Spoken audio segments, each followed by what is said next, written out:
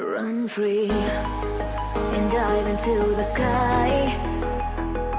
Hear the wind crying out its prayer. Why are we so ashamed to be alive? Break the chains and our freedom's ours to take.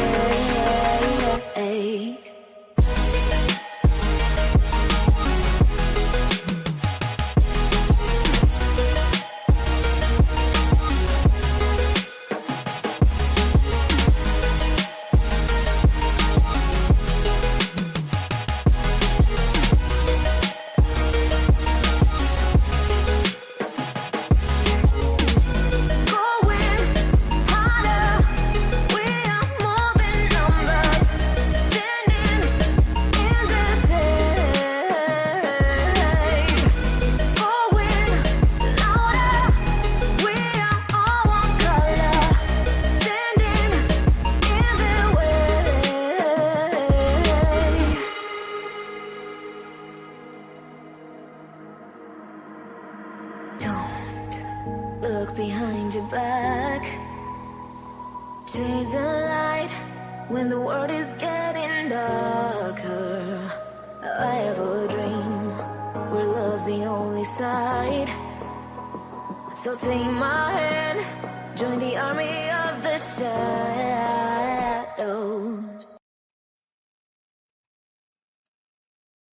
Good morning, everybody. My name is 12 Gauge. Welcome to my channel, 12 Gauge Investigative. You know, I can't sleep, so I decided to get on here for a little bit and discuss some things that are going around in my head. First of all, if you found out that you cannot comment and you've been blocked, I apologize for that because I found out some disturbing stuff that, I had a mod that was blocking people. And I don't know how you could get back on here. I guess you could unsubscribe and then resubscribe. I don't know if that solves it. But I really apologize for that because I didn't authorize that, and I found out later on that they did it, and it sounded like a vendetta to me, a retaliation. So this mod has been removed of her wrench duties, which really isn't that big of a deal other than, sometimes people just do things for their own personal gain, and I don't even understand it. YouTube is a crazy place for me. Like, it doesn't make sense most of the time why people do what they do or why they act like they act, because it's not real life. And it's like they form alliances with people. They talk behind your back. They do all kinds of stuff. In reality, people can talk about me all they want. They can say what they want about me. It doesn't define me. And if they are really true, then they'll stick with you. But if they're not, eventually you'll find out who the loyal ones are and who isn't. So, I don't know. It just upset me a little bit because, who's to choose who I can like and who I can let in my chat and who I can't, based on perceptions about who I want in my chat and who I don't want. So, like I said, if you've been blocked or you can't comment, be sure to unsubscribe and resubscribe and see if that helps. Anyways, I wanted to get on here and I wanted to comment on this manifesto because I've read it myself and I find it very interesting because it outlines the mentality of Elliot Roger. And if people really studied this, they could really see a lot of things that are spoken about killers and their mindset and things that they see and understand that might or might not be logical to other people, but it's logical to them, you know? One more thing. If you're a creator, I'm streaming this on both of my channels, so if you see my name on there twice, that's what it's all about. Also, if you're a creator, which I don't have a lot of people do this, but I have a creator that comes in here and right before I complete my live or whatever, they kind of do an advertisement and bogart some of my subs, which, I have no control over what subs do or say. But I just think it's a little disrespectful. I mean, if you're going live, go live. If people want to choose to go over there, then let them have that choice. Don't just come in somebody else's chat and say, well, I'm going live while somebody's going live. You know what I mean? It's like, that's disrespectful in my eyes, but people might see it a different way. But that's all I got to say about that. I ain't got time for all that drama bullshit. If this applies to you, you know who you are. Clean up your act. It's quite messy, So, here we go.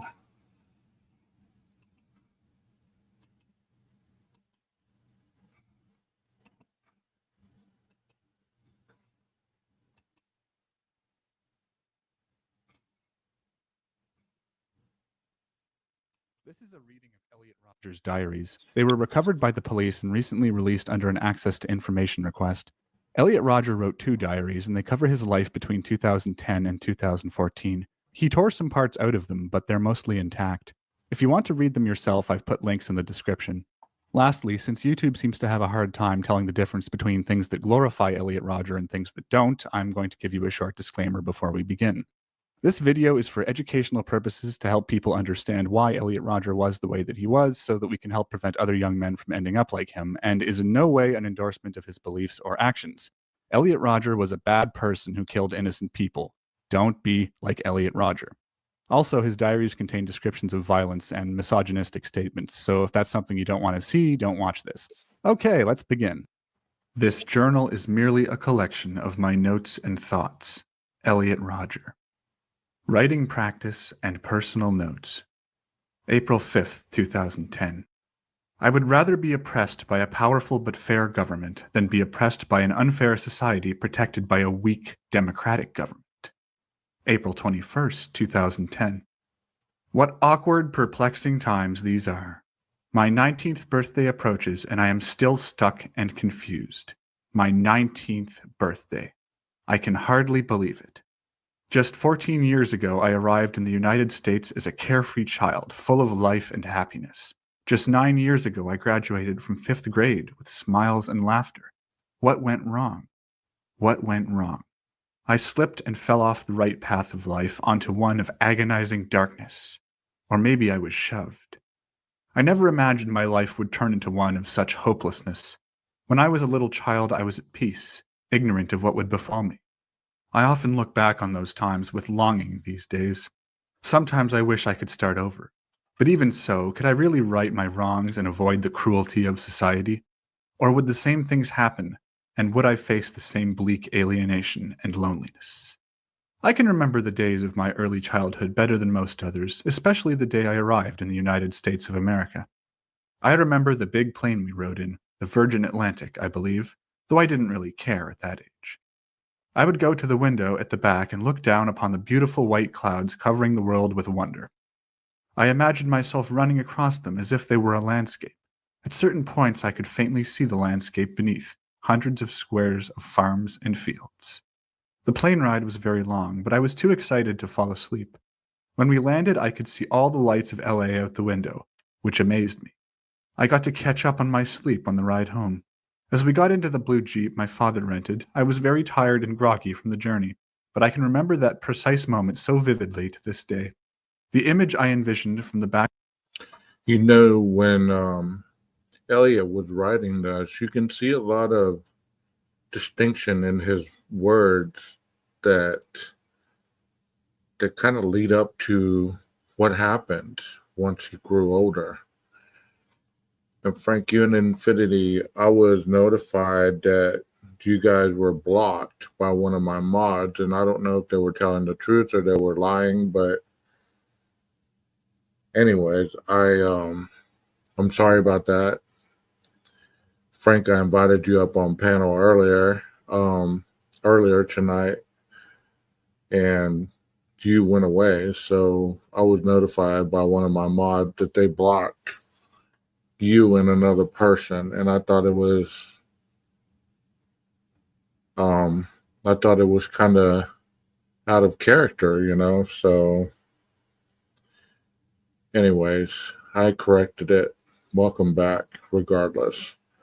Talking about Elliot Rodger and his manifesto. I don't know if either one of y'all have read this or you've heard about this.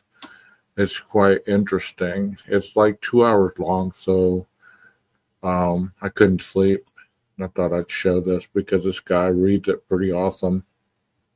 And it kind of gives you an insight on a killer's mindset. Backseat of the Jeep as it pulled out of the airport parking lot is still fresh in my mind. The first step of my life in the US. April 23rd, 2010.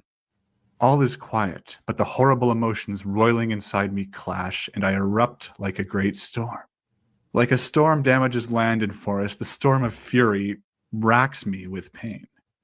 And yet, with the power of my superior mind, I quell the storm with dexterous focus. The storm of fury eases and is banished back down to the core of my heart. The storm is gone, but the scar remains, as they always do. April 25th, 2010. The reality of human barbarism has been haunting me for several years now. The process of discovering these terrible truths has been slow and grueling, but now, as I've gathered much insight and knowledge through study and observation, I have come to understand humanity's current state and my place in the world. Now is the time to find a way to mend these problems with human nature. June 19th, 2010. Yesterday I drove to Metro Hair Salon to get my hair cut. I had an appointment with as many of the characters. One of these characters is similar in almost all ways to myself. June 19th, 2010. Summer is here and the temperature is scaldingly hot today. I cannot even open my window because the heat would permeate into my room. I must be wary every time I go outdoors, for the hot sun would surely affect my skin in an unpleasant way. Summer. My 19th summer. My birthday is approximately 1 month away. This year has gone by too fast, and each year seems to be passing faster and faster, I fear. Out of the 19 years that I've lived on this world, 5 have been a torment full of unfulfilled desires. I remember the start of this dreadful period of my life all too well. I never used to get along with girls very well, even as a child. They were always cold and bitchy towards me, and not one ever befriended me. Before I hit puberty, though, that wasn't much of a problem. You know what I don't understand about individuals, because we all experience this time in our lives when we're younger. You're either an extrovert or an introvert. So if you're outgoing and friendly to people, most often than not, they're gonna reciprocate that. But if you're introverted and you don't even reach out to people, how are they supposed to even know you exist? You get what I'm saying? I mean, this guy was griping about people not even talking to him, but I'd like to know how many people he tried to befriend. It's interesting to me. But then the day came, the day my manhood would stir at the sight of a hot girl, the day I first started touching myself late at night while fantasizing about making love. See, this guy can't even read this with a straight face. I read this manifesto and I was like, what the hell? These changes started occurring, I was completely at a loss. I started to want girls. I started to yearn for companionship. I knew that couldn't be, though. I realized I could never be good enough for them. How heartbreaking that was. I would see young couples my age kissing and fondling each other in public. Such a lovely display of affection. and I would feel confused, then sad, and angry at the fact that I could never have such pleasure. I could never have such beautiful, heavenly pleasure, because I just didn't measure up to other boys my age. I was the weakling, the little runt, the weird kid. Boys always made fun of me, and girls would tease me. That hurt the most. I felt so out of place, so lost, separate from the rest of humanity. I hid in a virtual world and tried hard to forget about it, but the pain was always there. And that was only the beginning. Such a lonely 5 years it has been, and I've grown ever more bitter and resentful. June 24th, 2010. I've started attending this summer history course at Moore Park College. Today is my 3rd day, in fact. So far, I am not liking it one bit. It's been the cause of my increasing emotional distress for the last 3 days, not like that's anything new. Pain has been my life for the past few years, but what I've seen at this college has only fanned the flames. Couples or lovers have always angered me when I spot them in public, but that is only once in a while, like when I go to the mall occasionally. At this college, though, I see them everywhere, and when I walk past them and look at them, they seem to notice my envy and smile at me. It probably gives them pleasure, the foul beasts. It is so hurtful. There is this one couple in particular that sits a few desks away from me in my history class. The girl is the hottest girl in the class, with brown hair and a perfect body. The boy, of course, is a tall, muscular jock with a buzz cut. They sit together every time, always talking and smiling at each other. I frequently glare at them with raw envy, and I think they took note of it too. They fill me with such rage, it even distracts me from the lecture at times. Why can't I be that man? Why does he deserve it more than me? Why do I always have to stand at the side, lonely, watching other humans enjoy each other's love and affection? I don't even... I mean, I don't know what y'all believe on this case. I know it's not a new case, but to think about Elliot just standing there glaring at two people just talking, having a conversation, but in his mindset, they don't deserve each other. He deserves her. And that's an interesting concept to think about, is like to have a feeling that you deserve somebody and somebody else doesn't deserve them. Don't you think that's kind of irrational thought process? feel like a man because of my lowly position. I don't even feel human. Well, I've had enough of writing about this topic for today. I feel I'll be writing much more about this in the future, the more I attend this damnable class. I heard the sounds of voices and shouts of revelry coming from the pool outside. I walked to the window and looked down. There I saw about 20 college-aged men and women having a pool party. There were about 15 males and 5 females. Quite an unbalanced ratio, in my opinion. There should be more females than males. Of course, all the males were the frisky, wild, confident type. I saw a few black men among them. I thought one of the girls was quite pretty. She had blonde hair and lovely tanned legs. Only a few times have I seen groups of young people partying at my apartment pool, and in all those times I became very enraged and jealous. I just checked the winning numbers for the Mega Millions lottery, and no luck, not even one number matched. Well, I have my Super Lotto ticket for tomorrow. I'll keep my fingers crossed for that. I feel so terribly depressed right now. By my eminence, it's so painful. Too painful. I can barely write properly. I've just been reading articles on the internet about becoming a writer. All these articles just put me down. They are full of negative defeatists talking about how hard it is to even make a living as a writer. I know that there's some very analytical minds in the chat right now. What do you think that pain was that he continuously wrote about? What was that pain? I know that he talks about wanting to get some, but there had to be some other kind of pain. Do y'all have an understanding of what pain he was talking about? Because he talked about having pain for a lot of years. I know emotional pain, but where would that pain come from? Attachment? Where would it come from? And everyone says that thousands of writers struggle to even get their books published. Only 1 in a million would get rich from writing a story. No, this is making me feel so hopeless. I have a brilliant story to write, But what if so many others have also tried to sell their brilliant stories and failed? How can I get rich from writing my story over so many unsuccessful authors who have so much more writing experience than me? This is a fucking nightmare. This is hell. July 3rd, 2010. This past week has been a very tough week emotionally. A few days ago, I went to visit my mother and sister who were staying at my mother's friend's house for a night. I went there for a change of scenery to try and ease the depression and anguish I was feeling beforehand over certain things I read about people on Facebook. The house is right on the beach in Malibu, and it's very beautiful, but it gives me an ominous feeling as well. I do like it there very much. The area is very calm, and the view of the ocean is spectacular. The thing is, though, is that it reminds me of a bitter experience I had back in November 2009, more than half a year ago. I can remember it vividly. I was at that house, and an old friend, who is no longer my friend, named Philip, picked me up from there to hang out. He had that wretched scoundrel Addison with him. Philip was driving Addison around all the time, being his little pony. That's what Philip is, a little pony. A sad, pathetic person without any pride or ego, who just lets others step all over him and he doesn't care.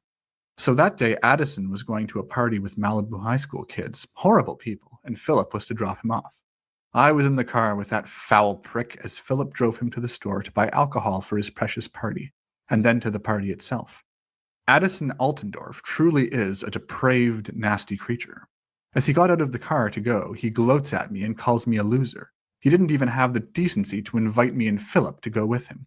Philip, of course, didn't give a shit, but I will never forget what happened that day. How dare Addison slight me so? I was enraged for the rest of that night, as I recall.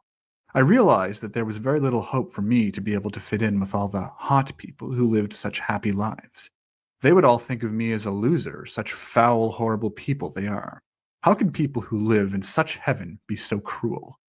That night, I was so distraught that I had my first cigarette, and it wouldn't be my last. You know, self-esteem is a thing.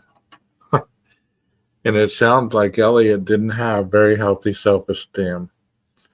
Because the way you see yourself is how you project your world. So if he saw all this negativity in himself about, they potentially calling him a loser and all this other stuff, maybe he perceived himself as being one. Maybe that's how he saw himself in the mirror. And I know he did because of this manifesto. He goes into detail about how he feels about himself.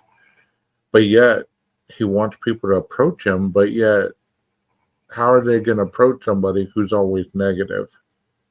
I didn't care what happened to my lungs. I felt so worthless and unwanted. When Philip dropped me back at that house, I walked down to the beach, looked out to the dark waves and starry sky, and contemplated my place in the world. When I was there a few days ago, I also looked out to the horizon in ominous brooding. The rest of this week, I've just been driving to this college class and back.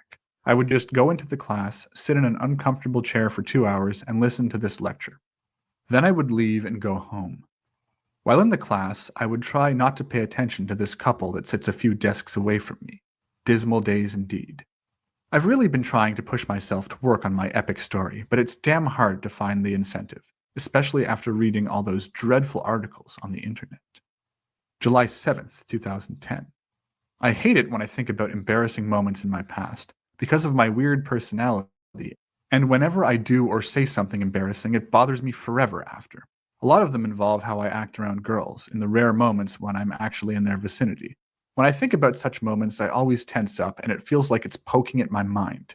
The only way to stop it is to forget about it, but it always comes back. I just thought of an embarrassing moment a few minutes ago, and it was very irritating. Whole year of dedication to learn the skills to write even the first draft of a novel. So for now, I'll just write the synopsis, edit it till it's perfect, and then I'll see where that goes.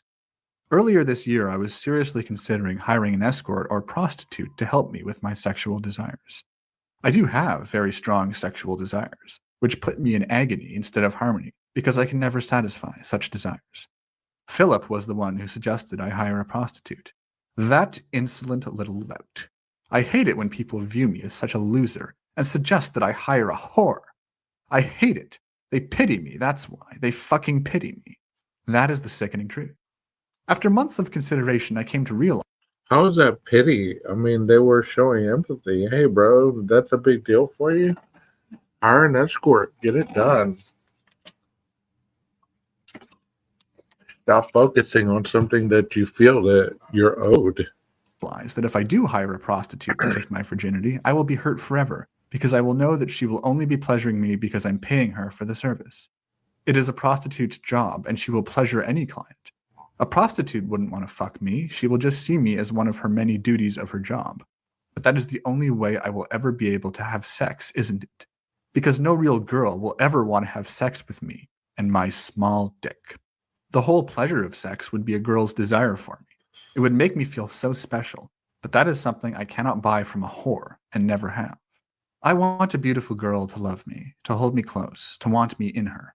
I want her to want me more than any other person in the world. I would feel so special, it would be so heavenly. Oh, how I wish for that, for love, for bliss. Other men out there have that, and I don't. It's true, I've seen it. The world is not fair. July 21st, 2010. Today was a weird day. I went to visit Planet Cyber for the first time in a long while. I checked up on my membership account and looked around the place.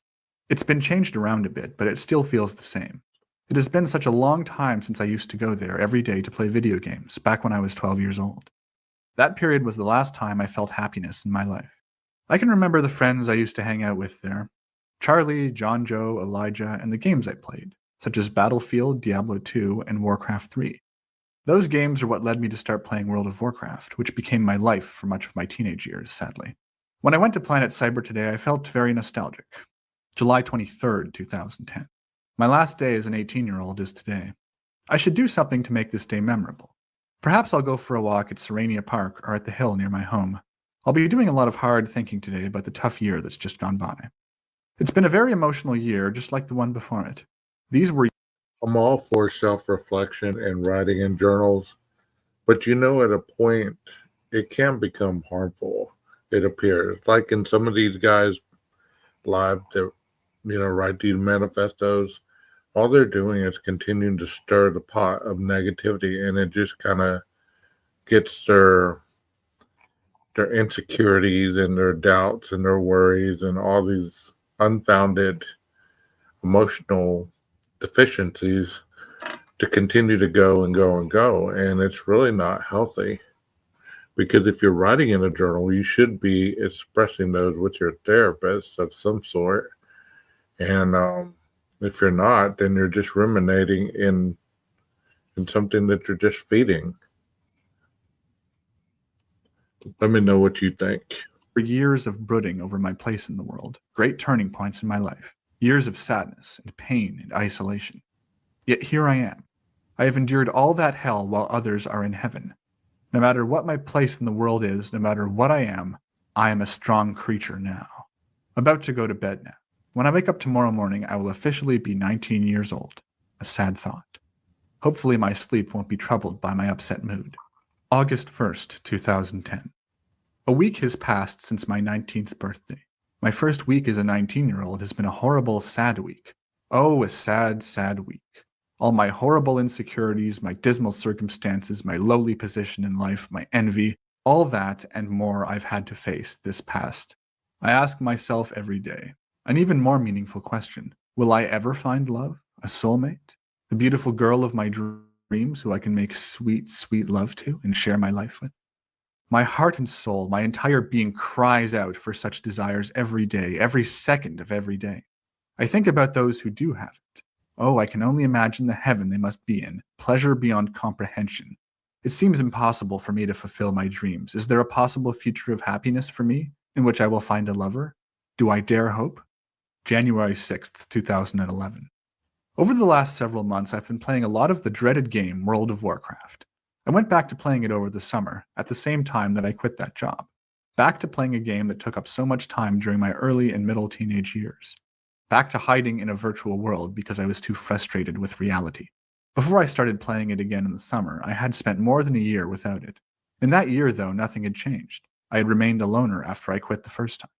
Because of this, I figured I had nothing to lose if I started playing again. I've been playing it ever since, up till now. I am glad that I've just recently quit, a second time. I was wrong to think that I had nothing to lose in playing it. It takes up so much time, valuable time, and commitment. And for what? A false sense of empowerment, a fake reality that drew me even farther from the real world. Now that I've quit, again, I can use all the time and energy I spent on my fictional World of Warcraft character to improve my real-life character, me. This game will weaken me no longer. Whatever may become of me in this cruel world, whether I find my heart's desire or not, whether I lead a happy life of love or a dreaded life of hate, I will be worth something in this world. January 15th, 2011. In the past few months, I've wasted a lot of time, mainly by playing video games to try and make myself forget about my troubles. I'm going to apply that time to improve myself as much as possible. I'm going to do something productive each day from now on. I don't turn 20 for another 6.5 months. There is still hope for me. I must believe it. January 17th, 2011. I am extremely envious of teenagers who have sex lives. Not only that, but I am utterly bewildered by the unfairness of it all. It is very shocking and it is very fucked up. Here I am, almost 20 years old and still a virgin. Sex is on my mind every day, and yet I've never even kissed a girl. Other teenage males who are younger than me already have sex lives. I know, I've read all about it online. They talk about sex as if it's part of everyday life. It is for them. For me, it's a step into heaven. I crave for it with all my being, and I've never had it. I've never even had a taste of it. Why do other males get to... How can you crave something you've never had? I mean, that doesn't make sense. A craving is something that is a reminiscent thought of pleasure. So, how can you crave something you've never had? Come on, Elliot, think about it. To experience this ultimate pleasure of life, and I don't. Why can't I be them? January 19th, 2011. I've just started my spring semester at Moore Park College. The previous fall semester was uneventful, just like the summer. Nothing happened, nothing changed in my life, and I didn't learn all that much.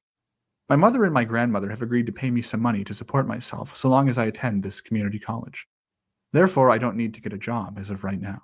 So far, that seems like the only benefit I'm getting from attending Moore Park. This is the second week of my new semester. Right now, I'm sitting alone at a quiet table near the outskirts of the college. The view, I must say, is very beautiful, looking out over the hilly region of Thousand Oaks. That's the only good thing I can say about this place. Coming here has, in a way, added to my feelings of worthlessness that affect me every day. I'm a nobody here. Nothing. Invisible. Everyone else here, from what I've observed, at least has some friends. I've seen many couples that always make me quiver with envy.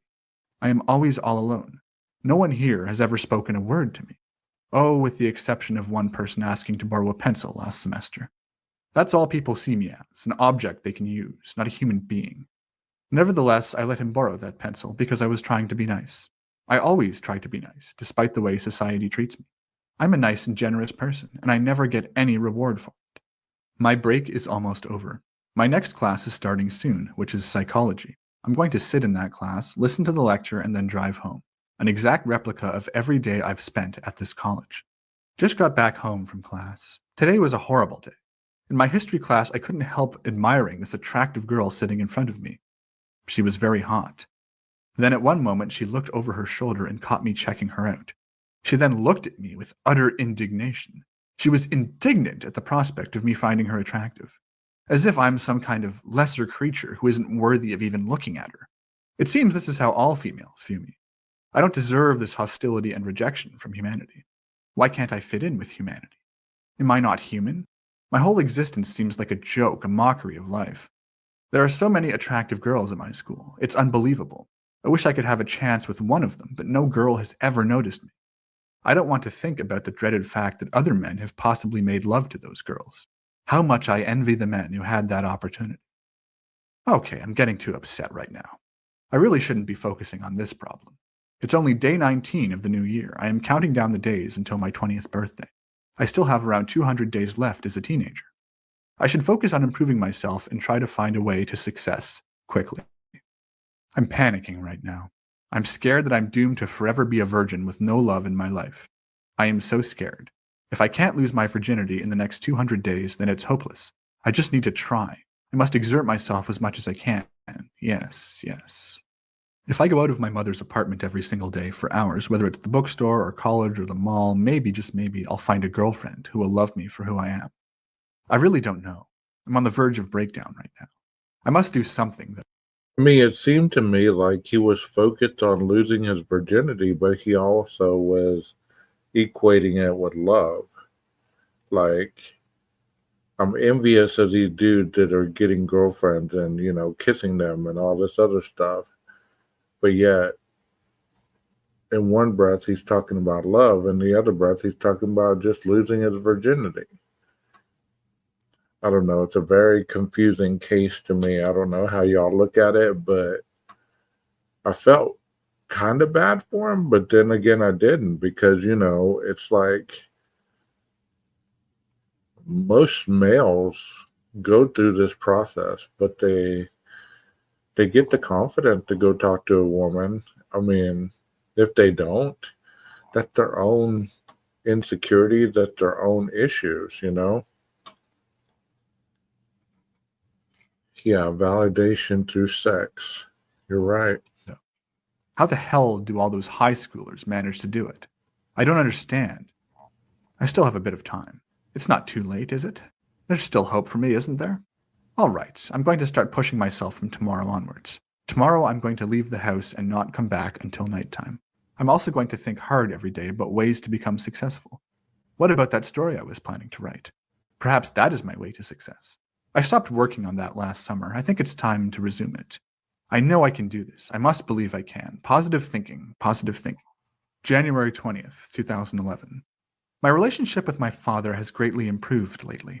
Over the past year, we've had many arguments and disagreements, mostly having to do with my stepmother, Sumaya. When my grandma Jinx came from England to visit in October, we all sat down and talked things through.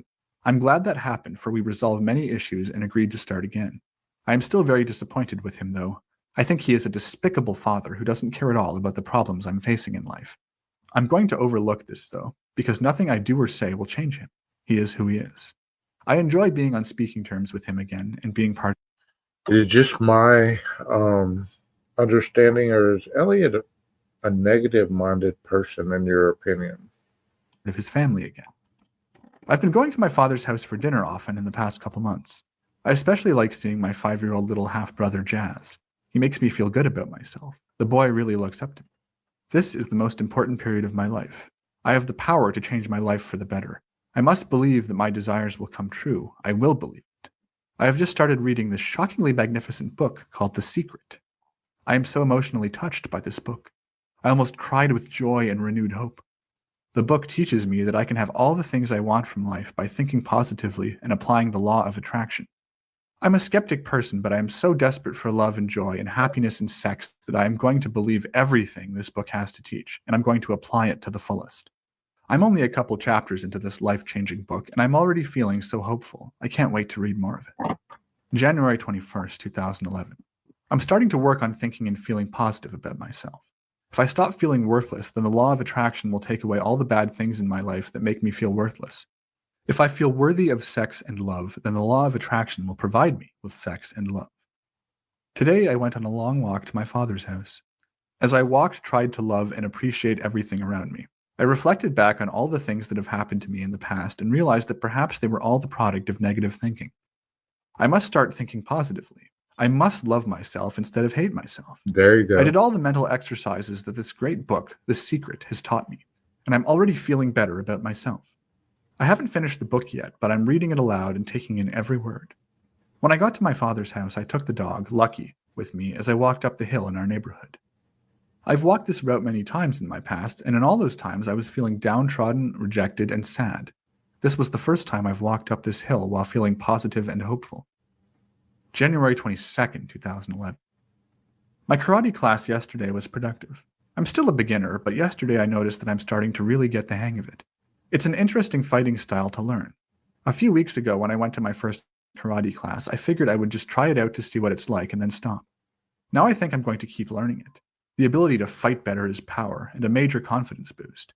I've observed the sheer amount of confidence and courage that my friend James has developed after taking the same class for a year. It is incredible. When we were sitting in a fast food restaurant in the Palisades the other day, I asked him if he believed he could single-handedly take on those 3 high school jocks sitting at another table. He actually believed, without a doubt, that he could beat all 3 at the same time. Now that is the kind of confidence I hope to attain from taking karate. January 23rd, 2011. The book, The Secret, has truly enlightened me. It has taught me to believe that I can have all that I want, and by doing so, I will receive everything I want, fulfill all my desires.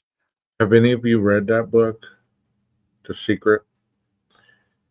I mean, the power of positive thinking is endless, but you still have to put an effort into it. You can't just manifest something in your mind and it's going to happen for you.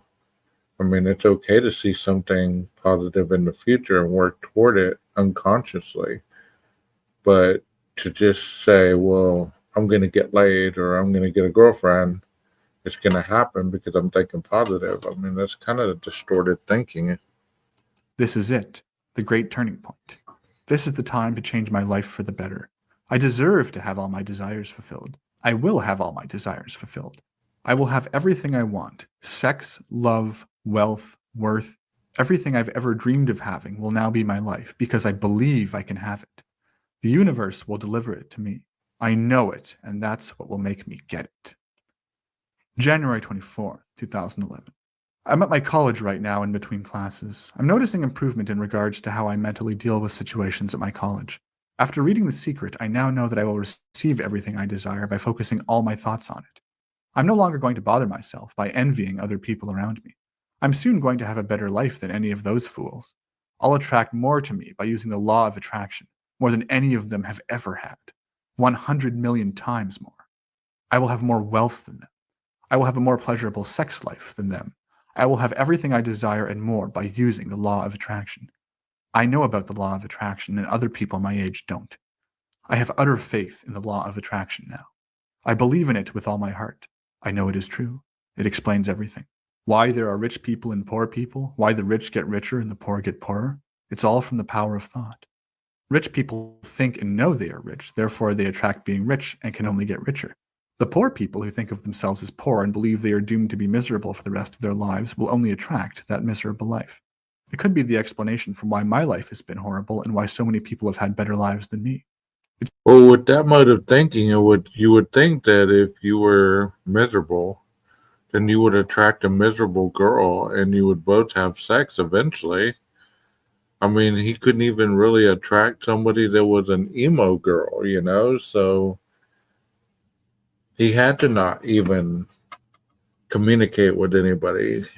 It seems like the way he writes, the way he describes it, he just stared at people, stared and was in utter disgust that they had a life that he could not manifest. And all these attempts at doing something different failed him. And all he had to do was just get out of his comfort zone and go talk to somebody. I'm sure eventually he's going to find somebody that's going to take interest in him, and eventually all that he's looking for will manifest itself through time. But I believe that even if he found a girlfriend, he'd probably smother her. It's because I've always thought negatively. I've always thought of myself as miserable and doomed to misery. I've always thought of myself as a loser and of others as winners. My thoughts have manifested into reality, haven't they? That has to be the explanation. That has to be the reason why I have suffered in bitter loneliness while other teenagers have had a good time. I have unwittingly been using the law of attraction in a negative way, while other teenagers have been unwittingly using the law of attraction in a positive way. Oh, what a fool I have been.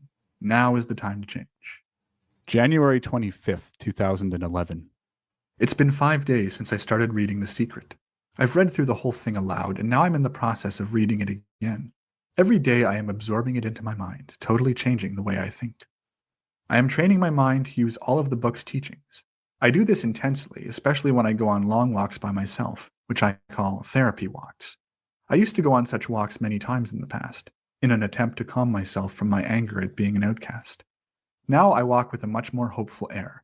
I now know that a happy future is possible for me. January 26th, 2011.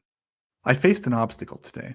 In my last class, I got extremely envious of a couple sitting in front of me. Well, I only feel envious towards the male, of course, and hatred towards the girl for being with him. This is a horrifying obstacle. It can and will lead to very negative thoughts. I cannot let myself be afflicted by negative thoughts.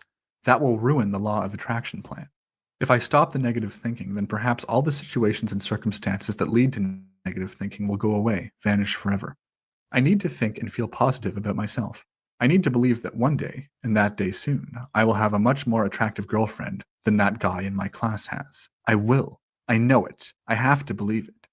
As The Secret states, my thoughts will manifest into reality. I'm going to do something out of the ordinary today. After my next class, I'm going to drive all the way to Malibu and sit on the beach.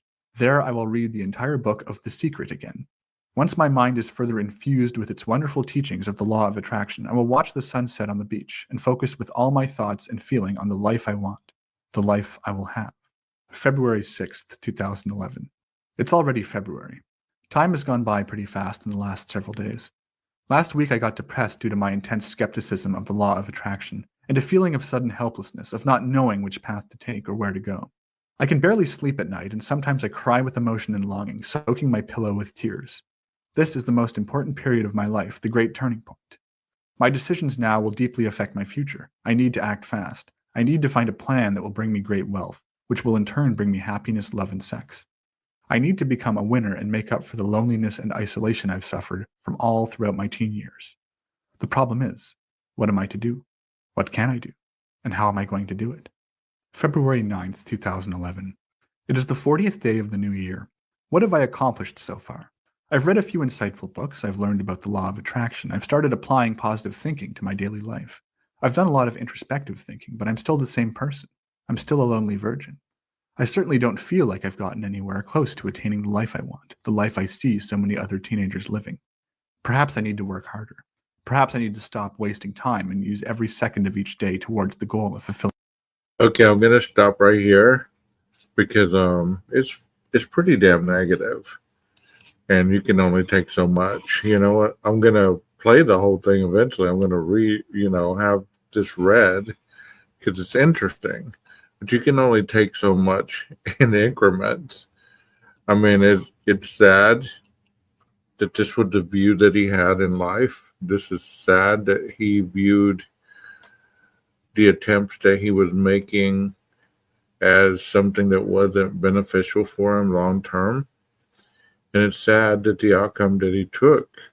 But if this doesn't give people the insight on how mental health and instability toward your perception of life rules your mental capacity to either understand it or ultimately hate it, because I believe that it's almost a hatred of life. Like he hated his life because he was so negative about it, and in turn, everything that he tried to work out, he tried to do his jiu-jitsu, he tried to become a gamer, he dyed his hair, he bought flashy clothes. He tried everything that he viewed externally to change, but he never got the concept that in order to really get somebody's attention, you must be self-reliant and have self-esteem. You can't just expect people to like you just because you're you. I mean, that's a very egotistical, selfish mentality. And, I guess that's why YouTube is so destructive to me in some aspects, is because people, they don't have respect for other people. They don't respect their boundaries. They don't respect their thoughts. And, we live in a world where technology is moving so fast that people ultimately integrate into it and believe that they can get certain things that were never given to them before through shortcuts. And what ultimately happens is they don't foundate that, and they crash and burn. It's a sad state of mind. Sad state of mind. And Elliot seems to have caught himself in that cycle of dysfunction. What do y'all think? I mean, I know this isn't the first time y'all have heard about about Elliot Rodger. I mean, if you have, then you have to deep dive into it because his case is really unique, but it kind of set the tone for a lot of other cases that we're even dealing with today.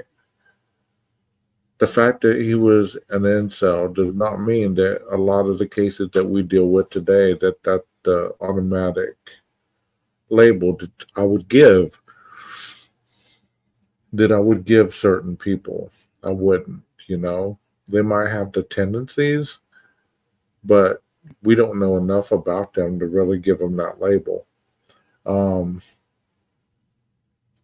Elliot obviously was very introverted, very incapable of escaping his own demons that were either created by his family unit or the dysfunction in his head. And it's sad that more people didn't take interest in the thoughts that he was writing down. I mean, if somebody would have honestly thought, hey, Elliot's not right. These thoughts are pretty destructive. But I remember reading that they tried to get Elliot help, and he just rejected everything that was presented to him. It was almost like he was entitled to have a life that he manifested in his mind, and the fact that he couldn't get that life, it was almost like a daily curse. I mean, you heard about him in the lottery ticket, and that'll come later on. But if you know anything about this, he bought lottery tickets hoping he'd win the lottery to be able to change everything about him. And that's the sad part, is we can change to be accepted by other people, but that's not real. And ultimately, the mask comes off and you're exposed for your fakeness.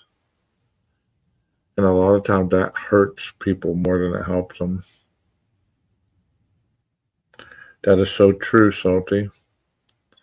And that is one of the reasons that I'm doing this presentation, is that if there's a lot of other people out there that suffer from this, females or males, they can get help, because your thinking is powerful. And if you can't escape it, it's like a daily curse. Ultimately, you react to it, or you destroy yourself in numerous ways. Thank you so much for spending time with me. I'm going to try to get back to sleep. You guys have a wonderful morning. I will see you again soon. Take care.